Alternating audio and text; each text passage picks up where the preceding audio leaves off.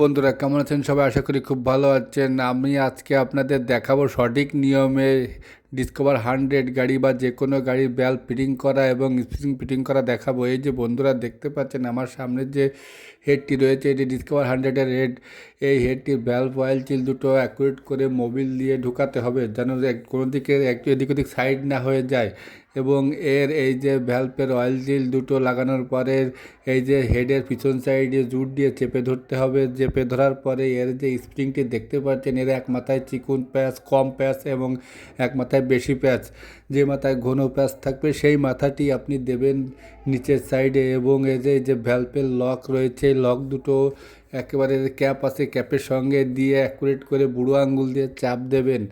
বন্ধুরা এই যে চাপ দিয়ে ধরতে হবে, এতে কোনো আলাদা কোনো রেঞ্জ লাগবে না, হাত দিয়ে চেপে ধরলেই অ্যাকুরেট লেগে যাবে। বন্ধুরা অ্যাকুরেট যদি না ধরতে পারেন তাহলে কলাম ভ্যালভের লকটিও হারিয়ে যেতে পারে। এই জন্য দুটি বুড়ো আঙ্গুল দিয়ে অ্যাকুরেটভাবে লাগাতে হবে এবং এর অন্য প্রান্তেও ওই একই রকমভাবে কাজ করতে হবে। পাও দিয়ে হেড চেপে ধরে তারপরে এর যে ঘন মাথা আছে সেই ঘন মাথাটি নিচের দিকে দেবেন এবং উপর দিকে থাকবে চিকুন প্যাচের কম মাথা। এরপরে যে আপনার ভ্যালভের যে লক রয়েছে ক্যাপের সঙ্গে লক দিয়ে অ্যাকুরেট করে বসাবেন।